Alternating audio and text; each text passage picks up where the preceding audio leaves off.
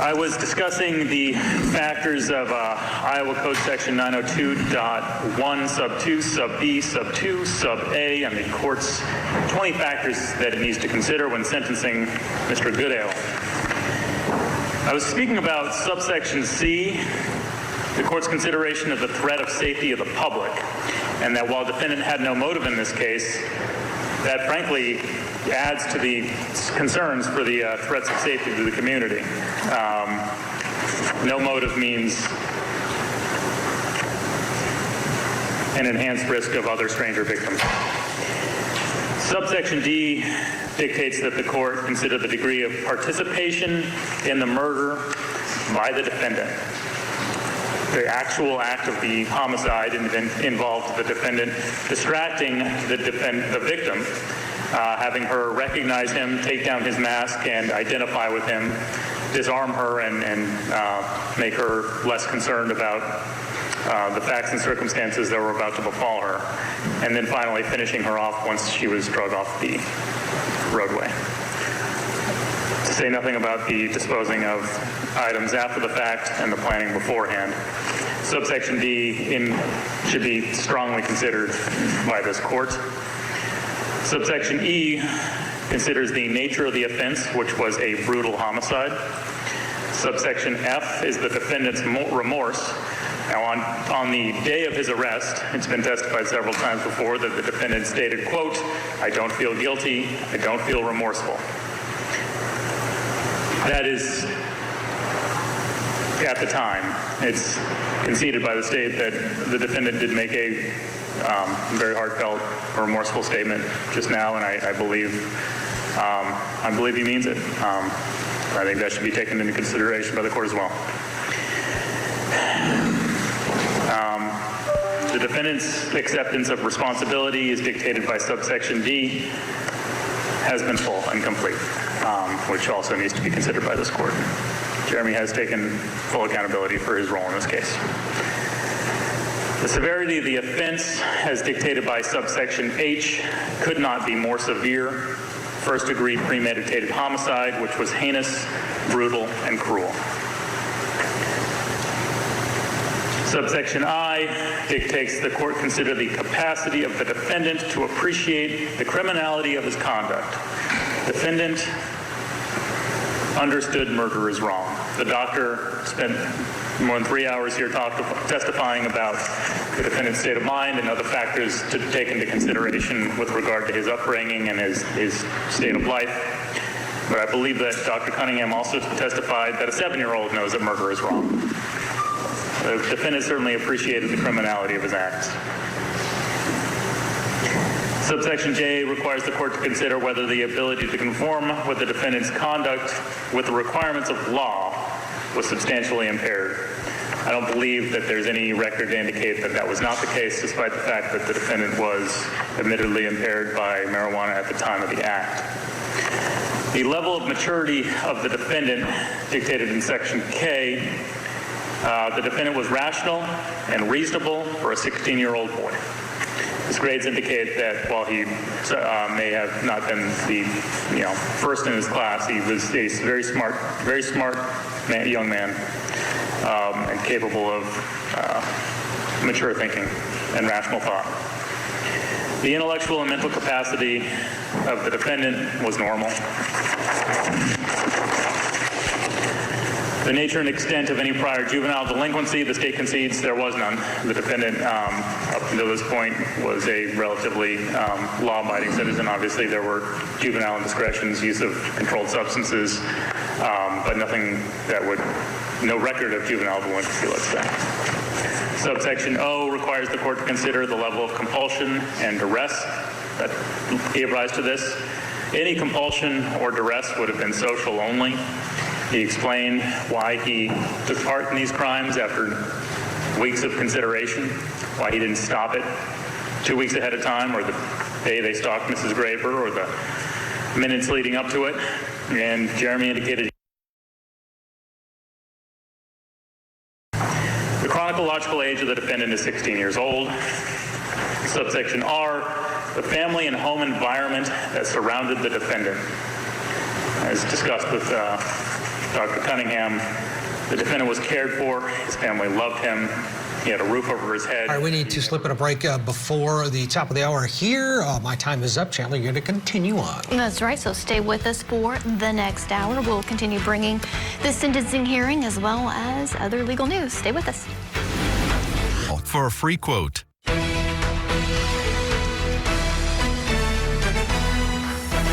Thanks for joining me this afternoon. This is Court TV Live. I'm Chanley Painter. We're going to get you back inside that Iowa courtroom in just a moment. But a reminder, we're streaming the strangled girlfriend murder trial online right now. So this is a case against Sam Bramer, who's charged in connection to his girlfriend's death. The jury so far has seen several surveillance videos, including one that shows the victim's motionless body in his truck at a Burger King drive-thru.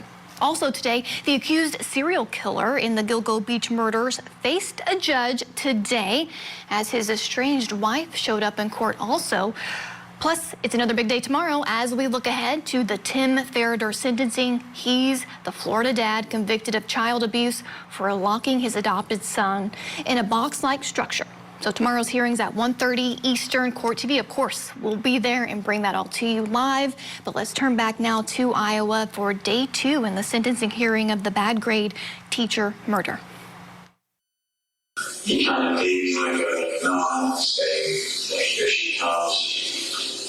And I knew the signal was so clear. And I think she walked by and he had her in the back of the head. And then I said, like, oh, make sure she's dead. So we hit her a couple more times. And that was now 18-year-old Jeremy Goodale during his proffer confession. He will be sentenced today for his role in the 2021 beating death of his Spanish teacher, Nohema. He did address the court earlier today, and he apologized. 2 years ago, I made the worst decision of my life, and I take full responsibility for what I did. And today, as a young man, I can begin to pay for that. I can never give back what I've taken. But I hope that this situation doesn't end as tragically as it began, and that someday something positive can come from this tragedy. I know that my words will never be enough, but to Miss Graber and all her family, I'm truly sorry. And his friend, Willard Millere, he pleaded guilty also earlier this year. He was sentenced to 35 years in prison, slightly more than actually prosecutors were even asking for at the time. So let's get back inside that courtroom to pick up where we left off for the prosecution's final words before the judge and the recommendation for the sentence. His family life could have been better, but it is certainly not outside of the norm for the court's consideration. The circumstances of the murder, including the extent of the defendant's participation in the conduct and the way familial and peer pressure may have affected the defendant. The defendant was fully involved in Mrs. Graber's murder. He didn't deliver the first blow, he did deliver the last blow, and his conduct was fully engaged in this crime. Subsection T dictates that the competencies associated with youth, including not limited to the defendant's inability to deal with peace officers or the prosecution, or the defendant's incapacity to assist the defense attorney in his defending of the case. The state police officers and the defense attorneys, or assumed defense attorneys, have had numerous consultations with the defendant. He is fully competent and involved in the considerations that lead us to court here today. Subsection U asks about the possibility of rehabilitation. Frankly, Your Honor, the state is hopeful in this case. I think everybody agrees that the possibility of rehabilitation of Jeremy Goodale does exist. Any other information considered relevant by the sentencing court? Your Honor,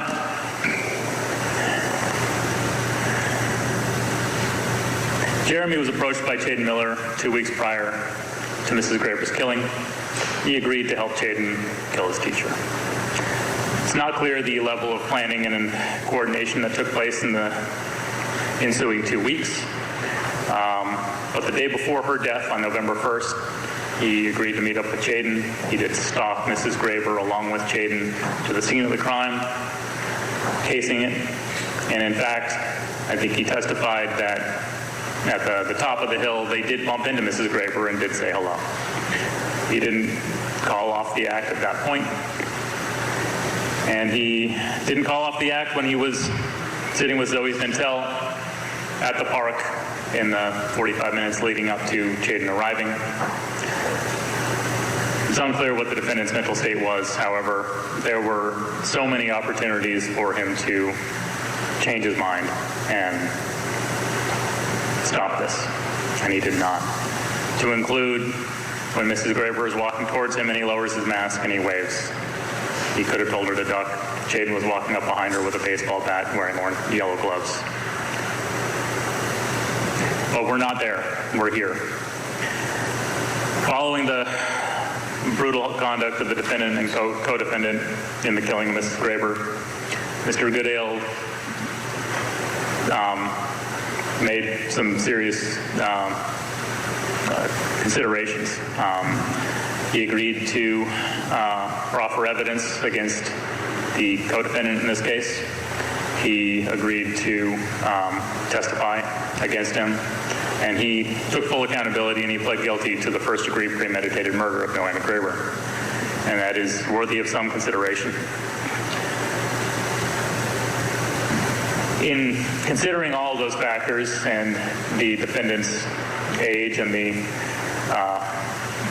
behavior of the defendant following this crime, the state would recommend that Jeremy Goodale be sentenced to the Iowa Department of Corrections for a term of incarceration of life imprisonment, that he be withheld from consideration of parole for a period of 25 years and not considered for parole eligibility until he has served a term of 25 years incarcerated, that he be ordered to pay restitution in this matter to crime victim assistance in the amount of $16,299.06, to the Jefferson County Auditor's Office in the amount of $3,099.13, joint and several with co-defendant Mr. Millere, that he pay a pecuniary damage figure in the amount of $150,000 to the estate of Nohema Graber, again, joint and several with co-defendant. And furthermore, the state requests up to 30 days in the event that there are additional restitution figures that are forthcoming.